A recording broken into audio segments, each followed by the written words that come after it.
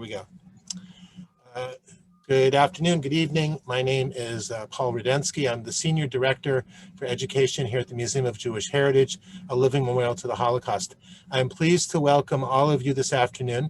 Today's program is entitled The United States Refugee Policy and Anti-Semitism, 1924 to 1954.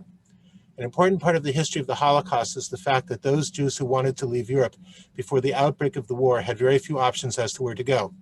The list of those places that was closed to refugees, that was closed to refugees, or only allowed a small number, includes the United States. For some of us, this fact may be surprising, since one of the founding narratives of the United States is that it is a nation of immigrants. We are now going to learn that for many people, the identity of the United States was markedly different. Moreover, we will learn that this difference had serious consequences for Jewish refugees trying to enter the United States in the 1930s, 40s, and 50s. I dare say that what we will learn about U.S. refugee policy will foreshadow some of the debates about refugees in the United States today. We are fortunate in that we will be led through this history by master scholar and educator, Professor Rebecca Kobrin. Let me just take a moment to tell you a little bit about Professor Kobrin. She is the Russell and Bettina Knapp Associate Professor of American Jewish History and works in the field of immigration history and American Jewish history. She served as a postdoctoral fellow at Yale University and at the American Academy for Jewish Research at New York University.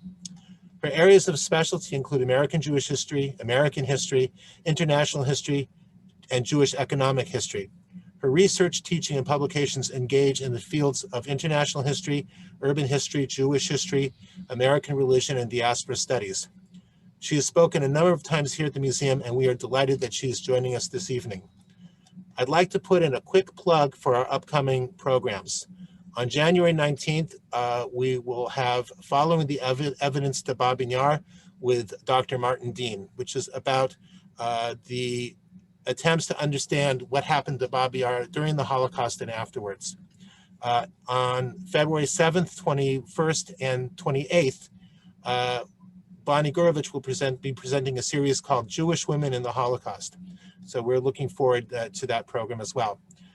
Our plan for today is as follows. Professor Kobrin will speak for approximately 40 minutes, after which time we will invite questions from the teachers attending the program. Please note that we will end shortly before 5 p.m. We will be keeping everybody muted during the presentation except the speaker. However, after Professor Kobrin speaks, please feel free to use the chat to submit questions, which will be read after Professor Kobrin speaks. After the lecture tomorrow, actually, we will be sending you an online evaluation form. Please plan to spend a few minutes completing it. Your feedback is important to us and our funder, the Claims Conference. I appreciate your taking this task seriously. I would like to take a moment also to thank the Claims Conference, also known as the Conference on Jewish Material Claims Against Germany, for funding today's program. And without further ado, it is my pleasure to present Professor Rebecca Kobrin. So thank you to Paul. While I'm going to share my screen, which I'm going to do right now. Hold on, let's get to the beginning of, sorry, you're getting to see it all backwards. I want to thank Paul for the invitation, and I want to thank everyone who's in the Zoom room, and I'm sorry I can't see you. Teachers, you guys are on the front line. I have 3 children doing various forms of Zoom school, and I want to thank you as a person who also spent this last semester teaching, some live, some on Zoom. I know it is exhausting and much harder than teaching in person. So I want to just thank you for all that you've done, and also say that what I have presented and prepared for today, I really hope you can use in the classroom. I am trying to make it as applicable to everything that has been going on. So everyone can see the image before you. And I hope 2 things, and I'm going to repeat this several times over the course of this presentation. There are many things that we take as givens in American history, which come and are created in a certain time and place. And it is our job as historians to think about why we think about certain laws, certain notions of how immigration should work, certain understandings of refugees, right? It all is created in certain moments, and this is what I'm going to do for you today, is think about American immigration law and its relationship to its refugee policies. But I start with the image before you of the Statue of Liberty, okay? Because I think this in many ways embodies what I'm trying to do with this whole lecture. Because when we think of the Statue of Liberty, and I start my Immigrant New York class with this image all the time, is what I said, what is this? Why is this in New York Harbor? And all my students always say, and they read, right?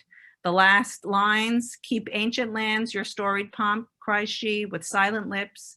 Give me your tired, your poor, your huddled masses yearning to breathe free, the wretched refuse of your teeming shore. Send these, the homeless, tempest-tossed to me. I lift my lamp beside the golden door. The Statue of Liberty is seen as embodying this understanding of America of itself as a nation of immigrants. But indeed, that is not what the Statue of Liberty is about. It was a present from France to the United States in honor of 1876, the 100th anniversary of America becoming a republic from the other republic in the world, France, and it was a celebration of republicanism. It has nothing to do with immigration, but now it is seen as this icon of US understanding of itself of a nation of immigrants because of one person, Emma Lazarus, who penned in 1886 the New Colossus, from which we just read, because there were debates going on in her age over immigration and this notion of nativism, the notion that in America, there is only a certain type of person who can be American, and we have just lived through a period of nativism being actually openly expressed from the executive branch. And I think that this is extremely important to understand that this is not the first time, nor do I expect the last time that nativism surfaces in American history. And Emma Lazarus, through her poem, basically rewrites what the Statue of Liberty is about. It's not about celebrating republicanism. It is about celebrating that America is a nation that welcomes immigrants and gives them, who have no other choice, and gives them opportunities. She was weighing in on a debate, and in many ways, the way that the Statue of Liberty is thought about is something I hope we can all share with our students, that ideas can change. And she put forth a whole new vision for America, what America is about. But what I'm going to do today, before I get to understanding America's refugee policies, is talk about its immigration policies. And we should not take as given two things. One, that there is a legal and illegal way to immigrate. Indeed, before 1929, it's impossible to illegally immigrate to the United States. It's when the 1924 laws set that there is a legal and an illegal way to immigrate. And by 1929, it becomes a felony to come into the United States without the proper papers. That is less than 100 years ago. So we must think that in what happened in the 1920s that made it that there is this need to conceptualize a legal and illegal way to enter the country. Two, the idea that the federal government is responsible to regulate migration or who enters the country and who can become a citizen only dates from 1892. And indeed, as we're going to be talking about today, the reason this is so important is that US immigration policies are the reason after 1924 you need refugee policies. Because before 1924, anyone who wants to come into the United States because they are fleeing could come in. But after 1924, when that becomes impossible, there is a need to think about, are there reasons that we will not apply quotas because of certain groups, because they are considered refugees, which we'll talk about what that means. So that is a basic overview of what we are doing today, is rethinking many of the givens, right, of what we consider how America has become the peopling of America and why and how it's become. So I always start with this cartoon, right? Which has the poem we just read and has the man writing at the bottom, offers may vary. Because over the course of the last century, indeed the United States, or I would say century and a half since the Civil War, the United States as a country and each state has been thinking about, what does migration mean to the nation? Who can come in and who can come out?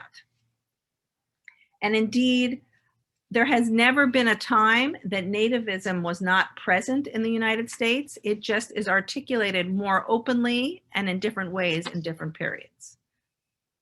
So what I'm going through is very quick. So this is Ellis Island.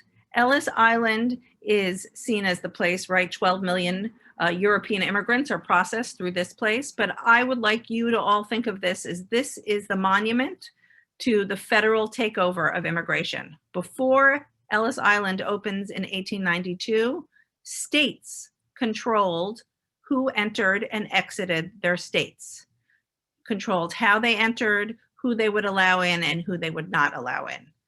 So the notion that the federal government is in charge is only since the opening of Ellis Island in 1892. So I want us to think about these three big questions. Why did Americans want to control immigration?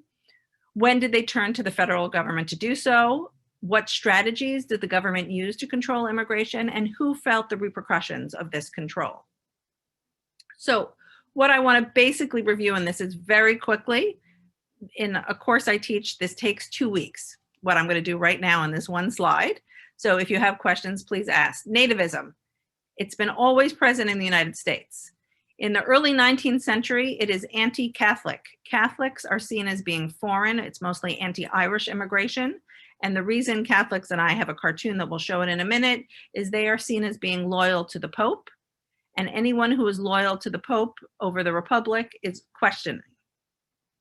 Then, well, starting in the 1790s, it's Tories, but mostly in the late 19th century, there is a strand of nativism that foreign people are radical and do not know how to participate in democracy. This is the vetting of anarchists, communists, socialists, different people of different political ideologies. So first it has to deal with vetting people of different religion, that religion means you can't be part of the nation.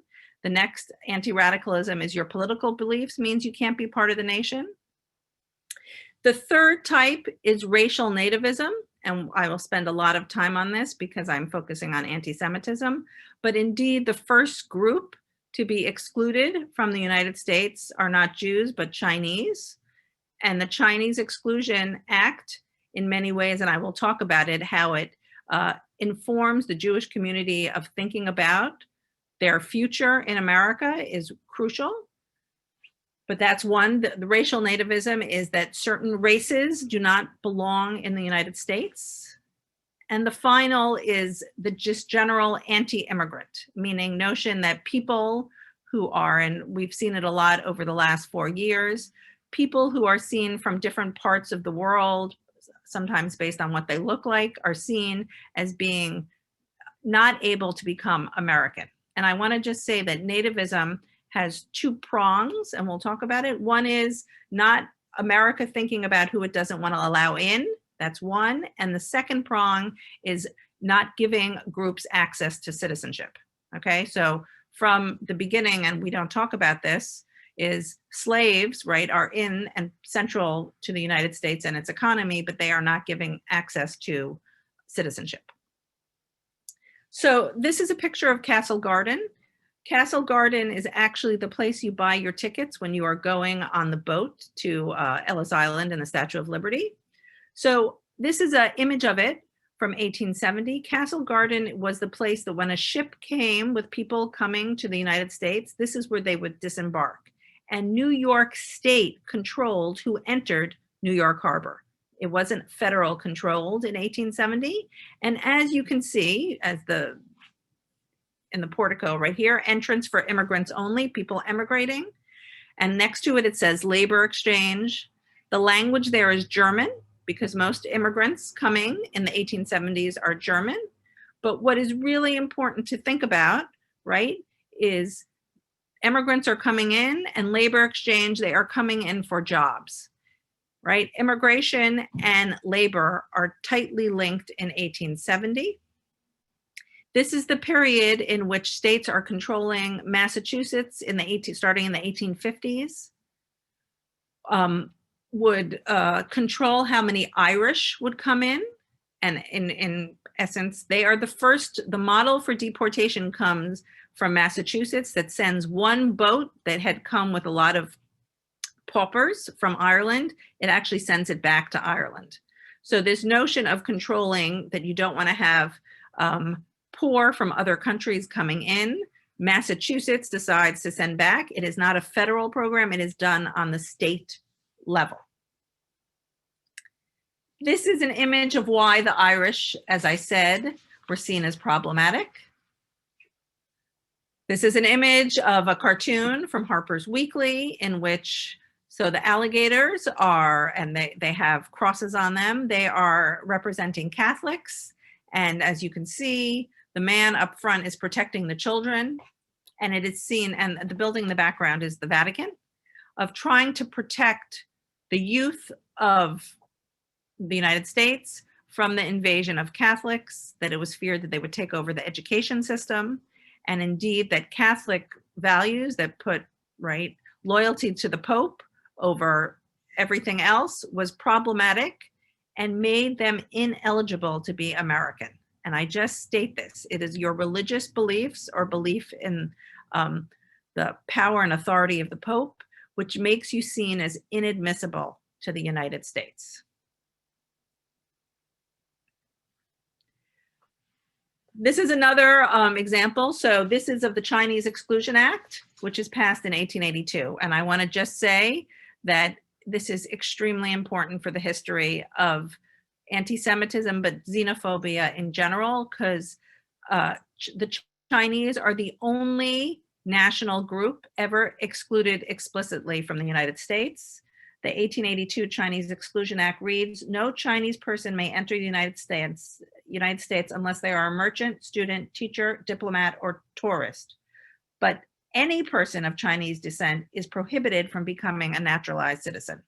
So with the Chinese Exclusion Act, Chinese were no longer allowed to enter the United States, and even Chinese in the United States could not petition to become US citizens.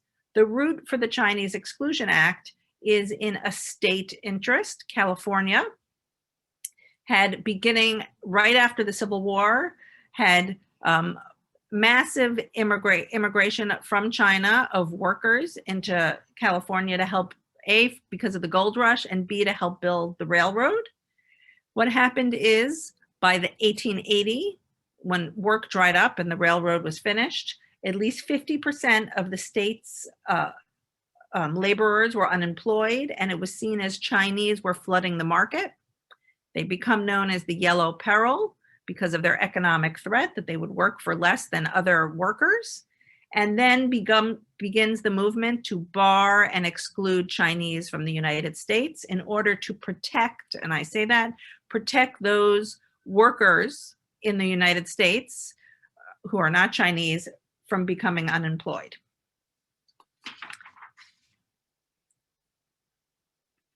Okay, and indeed this just goes, this is the American Federation of Labor, right, the beginning of unions, saying why Chinese exclusion is so central to, quote, American manhood is against Asiatic coolieism. Coolies are what Chinese workers are called. It is not a compliment. It is a way to say that Chinese will work for any price and will do any labor, all right? So it is this relationship between understanding American economic fears and fears of not being able to support yourself with understanding nativism. And in this case, it was about excluding Chinese. In addition to this, I would call it notorious Chinese Exclusion Act of 1882, following its enactment, it's the first federal act to exclude a group. Congress begins actively involving itself in controlling who can enter the United States. And this is the slow federal takeover of immigration. So the first group to be excluded are prostitutes, people considered felons, right? That's in 1875. Then it becomes the Chinese, exclusion of 1882. In addition to the Chinese, lunatics, idiots, and public charges. And this is something that has come up in recent years. A public charge is seen as someone who will, excuse me, who will become dependent and a ward of the state. So a person who is seen as not being able to work.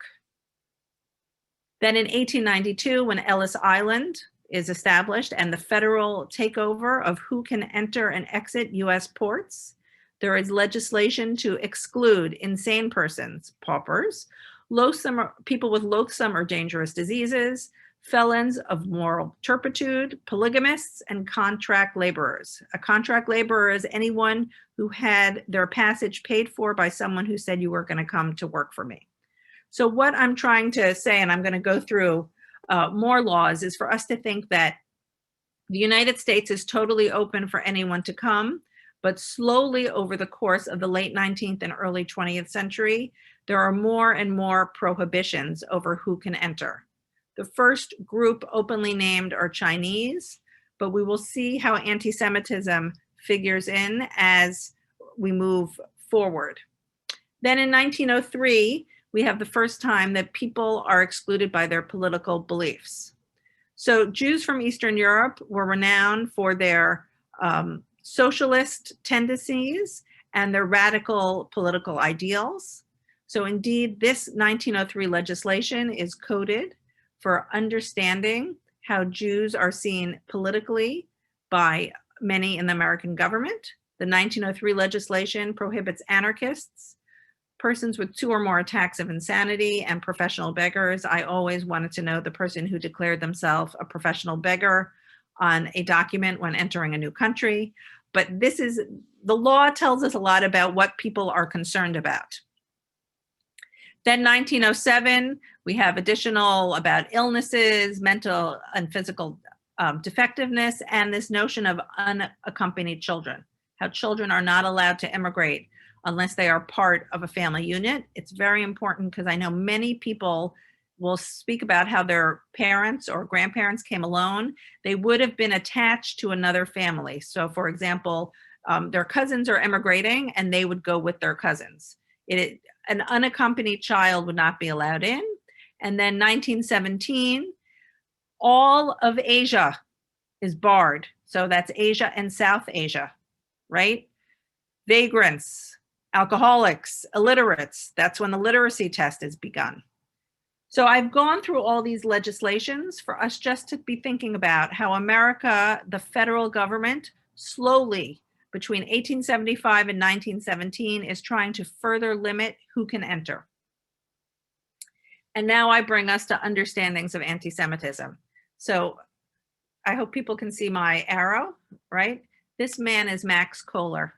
Max Kohler is a lawyer. He's born in the United States. He's educated at City College and then Columbia, and he actually works for the district attorney, but quickly he changes and goes into private practice, but actually defending people who are caught in the border to be deported. And he is most well known for defending Chinese. And this is just an interesting fact. The reason, particularly Max Kohler, but Jewish lawyers in general, are defending Chinese is because once Chinese cannot naturalize, starting in 1882, you can't become a member of the bar. So while there are Chinese in the United States, they cannot actually fight in court. Now, Max Kohler, and this is a picture of him on Ellis Island, believes 2 things. One, well, he believes many things, but 2 things for the purpose of our talk is 1, anyone can become an American. It only matters in what you believe. If you believe in the ideals of America, you can become American. Your race, your station in life, where you come from makes no difference for becoming American. To become American is to believe in the ideals that America was founded on. That's 1. And 2, he believes in law. So this is the Hebrew Immigrant Aid Society, also founded in 1892. This picture is, it's not dated, it's probably from somewhere between 1900 to 1902. Max Kohler believes that every single person arriving in the United States deserves representation. He believes in due process. And what he does is he gets on the boat every morning with his team here and represents people who are being deported, meaning that people, and I will just show you, that's a picture from Ellis Island. There is a courtroom and as you can see up here, the judge is sitting for people who enter the United States and by accident either reveal that they have no money on them, so they would be a public charge, or often it happened that people who were Chinese who were American citizens, meaning they were here before 1882, but would go on a trip to Europe, would be coming back, they would be barred from entry. He would represent them in this, it was called the Board of Special Inquiry, in these trials. So the point that's really important about these trials, most importantly, people would be tried for their political ideals if they said they belonged to certain political parties. Many times people were signing documents that they did not understand. And moreover, these trials would take place in English. So one of the great innovations of the Hebrew Immigrant Aid Society, which places people on Ellis Island, is they have a whole slew of translators. Fiorello LaGuardia, as we know, spoke both Yiddish and Italian because of his parents. He was a translator who worked on Ellis Island for the Hebrew Immigrant Aid Society. And it was this firm belief that everyone should have representation and everyone should have the opportunity to enter the United States. And they quickly saw the 2 main groups being deported from Ellis Island were East European Jews. Either they were being deported either for their political ideals, saying they were socialist or other ideals, what they were reading, or because they were saying they would say honestly how much money they had, and they were being deported for public charges. So he would argue against that, and Asian Americans who were coming in and being excluded because of the Chinese Exclusion Act. It's very important to understand that the evaluations that took place on Ellis Island, as we know, there was a hospital on Ellis Island, and the way, as you saw with all those laws, insanity and mental health is was one of the main reasons people got excluded. I usually have someone from the audience read it, but I have to read everything now. This is the problem with Zoom teaching. So I'm trying to say that there are many prejudices based on nothing, which informed the whole way people were evaluated on Ellis Island. So this is a quote from the Medical Examiner's Guide. A South Italian as excitable, impulsive, highly imaginable, impractical as an individual having little adaptability to highly organized society. The North Italian, on the other hand, is pictured as cool, deliberate, patient, practical, and is capable of great progress in the political and social organization of modern civilization. If a Russian Hebrew is too quiet, it is most probably a sign of mental impairment. So what I like when I talk about this with my students is thinking about the stereotypes. Certain groups are loud, certain groups are quiet. If someone from a certain group of origin is quiet, they are mentally impaired. This in many ways speaks, right, of, it's not just anti-Semitism, but it's anti-Southern and Eastern European, okay?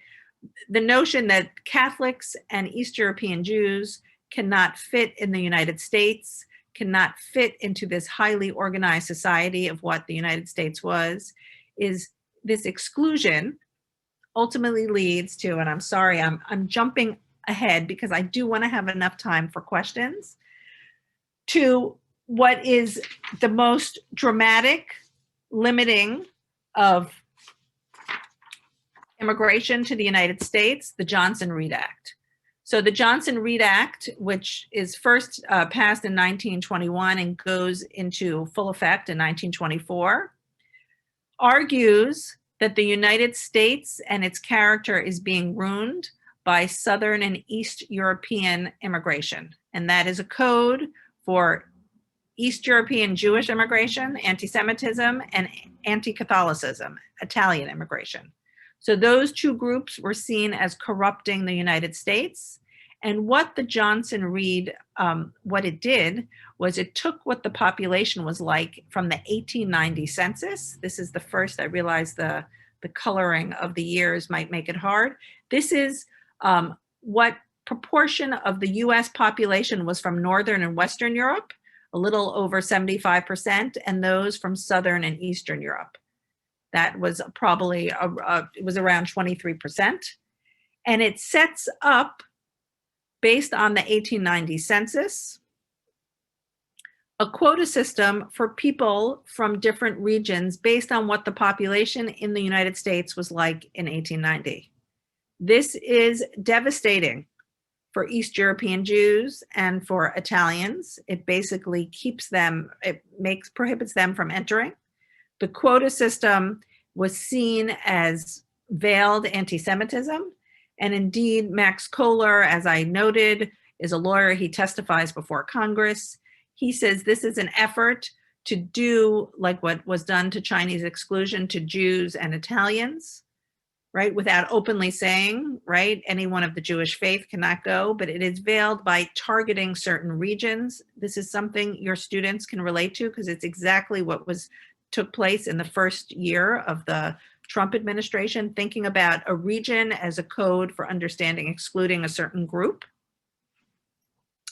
And with the passing of the Johnson-Reed Act, the demographics of the United States dramatically alter. And I will give just an example from New York. New York City in 1910 had 3.5 million people, but 1.3 million were foreign born. And if you think about them and their native born children, it was probably around 2 million foreigners out of 3.5 million people in New York. By 1920, the number was even higher. And it was assumed that 70% of people living in New York spoke a language other than English at home. By 1940, the numbers are reversed, right? And it's assumed that only 30% of those living in New York are foreign born, and it grows over time. And I'm not going to get to the 1965 total demographic shift until the end, but I just want us to be thinking about for a second of how in 1924, it's a radically new view of immigration and what immigration means to the nation. And the way that one can see this is the shifting agencies which are in charge of what we now call immigration and naturalization. It bespeaks of the larger mental structures and frameworks through which this country has been thinking about immigration. So as I said, before 1891, states controlled immigration. And between 1891 or 1892 and 1897, the Treasury Department is in control of immigration, which bespeaks of immigrants are seen as central to America's economy. That's why the Treasury Department is in charge of them. Between 1903 and 1913, the United States Department of Commerce and Labor, it bespeaks of the importance that immigrant labor provided to the United States, and that's why the Department of Commerce and Labor is in charge of them. Between 1913 and 1940, it is just about labor. Immigration is about labor and who works in the United States. Between 1940 and 2003, the longest period, immigration is controlled by the Department of Justice. It is about law, and the Immigration and Naturalization Service, INS, is a part of the Department of Justice. So this is important.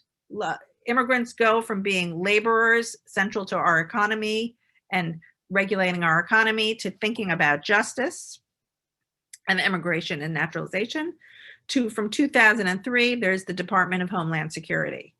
Immigrants are now threats, right? To keep the United States secure, there has to be control of who enters and exits the country. And I think that this is an amazing framework for students to think about the changing ways in which immigration is thought about in the United States and this whole process of what I've been saying of nativism of who is in and who is out. So now we're going to just talk about refugees, which the policy. And I want to just say the three quick questions is, in what ways is refugee policy similar or dissimilar to immigration policy? Meaning immigration policy did not let people in depending on the region they were from, right? And there was a limit for every region, right? How is refugee policy different? How has foreign policy priorities influenced the development of US refugee policy? And how was the public perception of refugees? How has it evolved over the 20th century? And what can Jewish refugees teach us about this? So we're doing fine. I'm going to leave time for questions.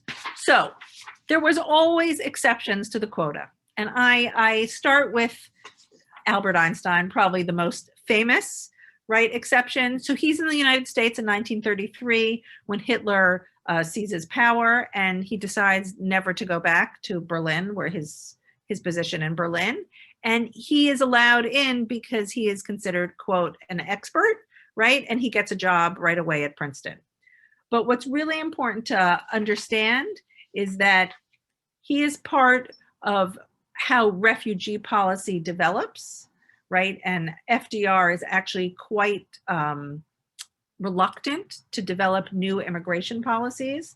But so in 1939, for example, the quota for people from Germany allowed into the United States is 27,370. 300,000 Germans, mostly Jews, apply to enter the United States. This spike in applications is directly related to events taking place in Germany and the fact that Jews, right, well, they're disenfranchised, but they are attacked and they are being persecuted. As we know, when FDR becomes president, there is the Great Depression and there is fear, right, of letting people in, like letting in needy immigrants would take away jobs from Americans. And therefore there is pushback in trying to let them all in.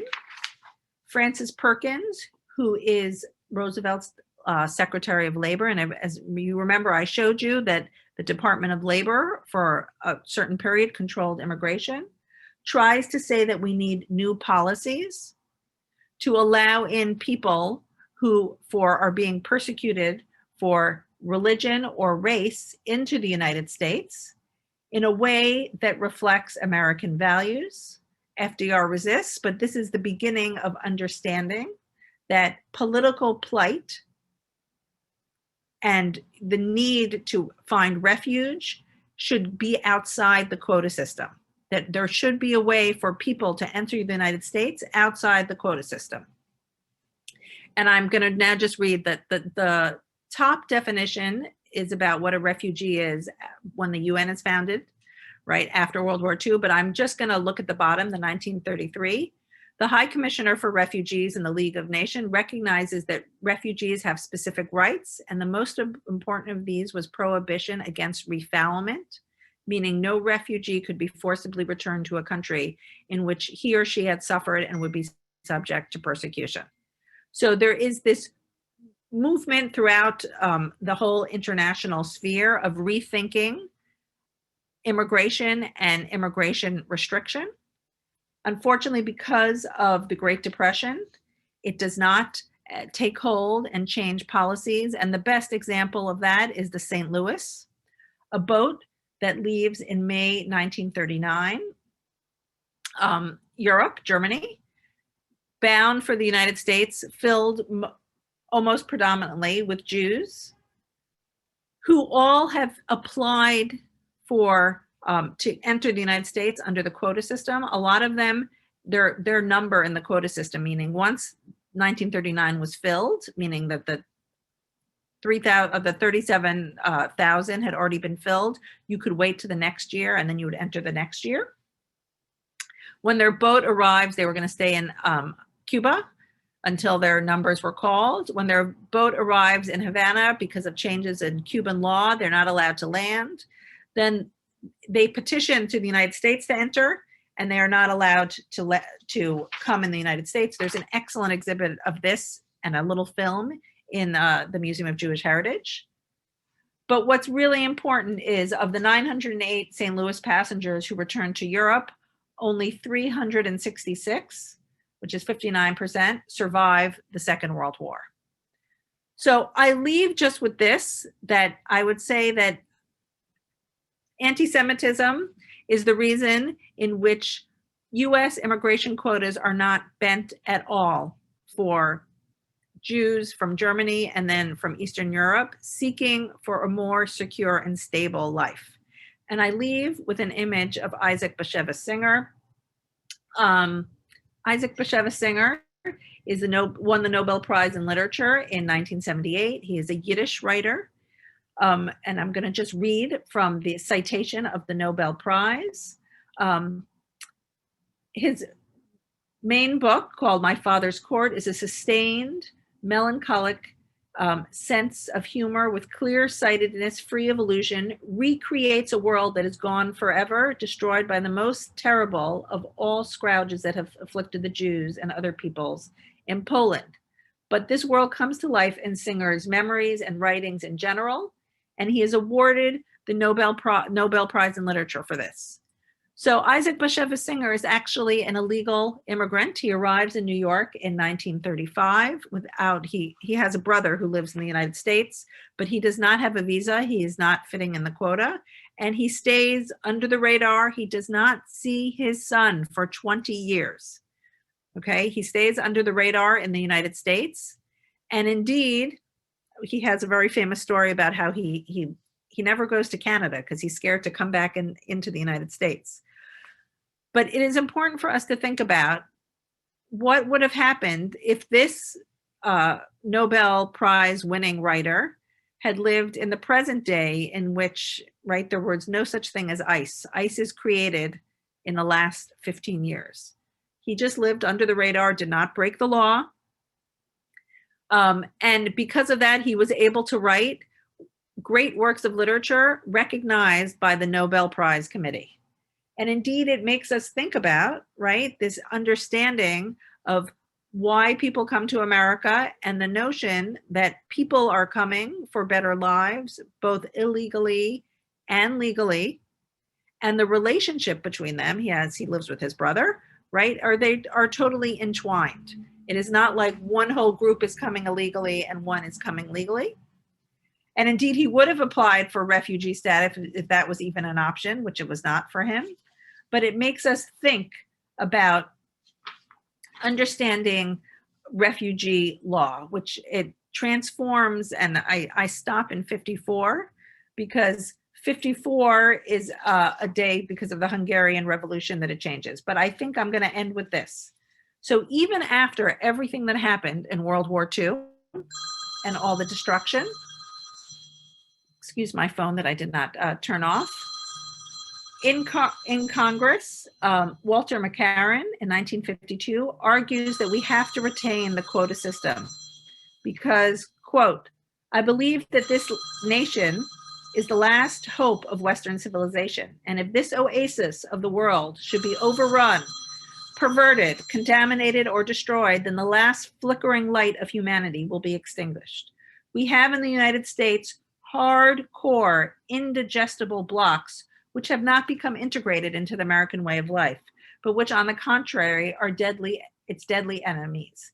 Today as never before, untold millions are storming our gates for admission, and those gates are cracking under the strain. It's hard to believe this was written in 1952. It sounds like it could have been written in the last 5 years. The solution of the problems of Europe and Asia will not come through transplanting them en masse to the United States. And indeed, the McCarran-Walter Act of 1952 reaffirmed the quota system and America's commitment to this discriminatory system.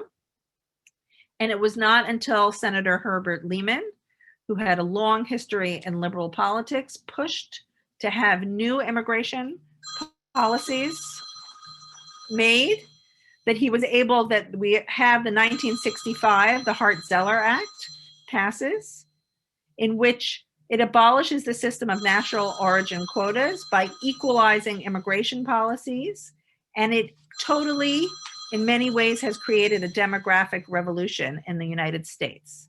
Indeed, the non-Hispanic white population in the United States has decreased from 75% of the overall population in 1990 to 70% in 2000 to, I would argue by 2020, it's probably closer to 55%, but we don't have a really good count in this census for many reasons. But this is an important thing to think about. We are living in now a day, and this is what I'm going to final end, that we have just witnessed increased nativism. And the question is how it relates to understanding what is happening in the United States and the total demographic shift because of shifts in immigration law. Refugee policy has always been America is probably one of the worst countries in allowing in refugees. And right now we actually are allowing in no refugees, which I think speaks to a larger tradition of not being very generous. But thinking about how nativism relates to the country grappling with shifts taking place within its population. So I thank you. And if you have questions, I look forward. I squeezed a lot into this lecture, and I look forward to your questions. Professor Kobrin, thank you so much for really a wonderful presentation. Very enlightening and I would say even inspiring. And we do have some questions already, so I'm going to read them to you. I just wanted to reemphasize for the teachers that are there that I hope that you were able to get a lot out of Professor Kobrin's presentation. I did, and Professor Kobrin, if you're interested, Professor Kobrin has offered to let us share her PowerPoint with you. If you would like that, then let us know, and we'll send you a link for that. So with that being said, let me just read some of the questions to you. One of the teachers asked about the role of the State Department in immigration policy, since you didn't mention it explicitly.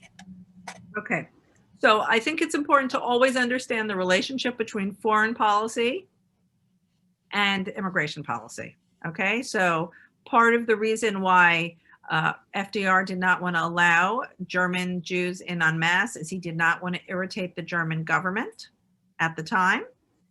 Vice versa, the issue, Chinese exclusion was a major issue with the Chinese government. And if we know that the Japanese were actually excluded in the first round of it, the Japanese, because they were such important trade partners with the United States, they are excluded from the first barring, right? The Chinese are barred, not Japanese. And I can go, there are other, there's many articles about this, about the interrelationship between geopolitics and understanding immigration law. Great, thank you. Another question that we had, and I see more coming in too, what about the literacy requirement? Were people required to be literate in English, or could they be literate in their native languages? So excellent question. The literacy test is not in English, but let's think about what languages are recognized. So for example, with Chinese, right? They only had one dialect in which, well, Chinese were not allowed, but if you could not read what they considered your language, you were considered illiterate. So there are biases, right? Considering what is considered a language and what is considered literacy. So it was in many different languages that you could read, but you had to be able to read the characters. I mean, Russian characters are not standardized at the time of the. Right. So if they couldn't read it, then they couldn't read it. So it's in many languages, but what you consider an official language is biased. Got it. Thank you. One of the teachers asks about if there's any 19th century literature that would reflect some of the issues that you raised today. Oh, yes. So one of the greatest early 20th century, it's called The Passing of the Great Race, which talks about the problem that East and Southern European immigrants were changing the character of the United States. So there's many different, it actually takes a lot of, it grows out of social Darwinism, the notion that certain races are higher than other races, and the notion that Southern and Eastern Europeans are of a lower race than Northern and Western Europeans. So yes, there is, and The Passing of the Great Race is it's 1916 is the most famous, but there are other popular books articles that I can send you. Cartoons are the best. And if you need cartoons, I have a whole slew of cartoons. Fantastic. Like the one that I showed. Yeah, no, those were great. One of the teachers wanted to correct your numbers in terms of the St. Louis, because he said, and I can't verify this, but he said that according to the United States Holocaust Memorial Museum, 254 passengers of the St. Louis perished of 937. I mean, I know that some of them got off at Cuba, a small number, so. Could be wrong. Okay, thank you for the correction. Okay, thank you. Another one of our teachers asks about the accusation of Jews as Christ killers. Did that play any role, or I guess religiously based anti-Jewishness? Did that play any role in terms of the anti-Jewish legislation? So no, it is about Jews' political beliefs and their notion of where they are economically. They are either deported because they're public charges or because they're political radicals. They're socialists. I mean, Emma Goldman is the most famous, right? She is deported from the United States because of her political beliefs. So East European Jews, it's not because of religion. I would say what takes place on the street in interactions with Jews might come up, but American immigration law never brings up that issue at all. Interesting. Okay, thank you so much. And I think we have, I don't have any other questions. Was there anything that since we have another maybe 3 minutes, is there anything you'd like to add, before we sign off? Oh, I think we're in a very, very powerful moment to be thinking about the long history of America excluding different groups and where those groups are now. So the notion that Jews of East European descent would be excluded and now they're in the halls of power. Thinking about the groups that are being, right now, different groups are being excluded and targeted, and thinking about how there always are groups that are targeted, right? They're from different regions, but the framework in which they are being presented as a threat to the nation, right, is the same. And I think that is the powerful, if you look across, like basically from 1870 till now, which is 150 years, you see that Nativism uses the same rubric of these people are a threat. They can't become American.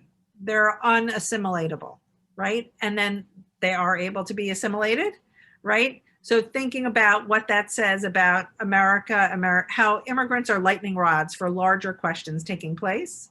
And immigration has always been part of the United States. And as I say, this is what I leave. This will be my final word.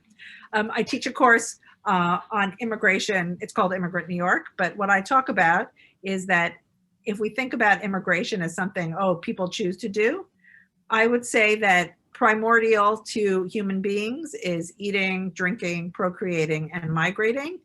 So much so that what made human beings was two different groups migrating from Africa and then coming together and creating what is known as modern man, that migration is central to what it means to be a human, but controlling it is what states do.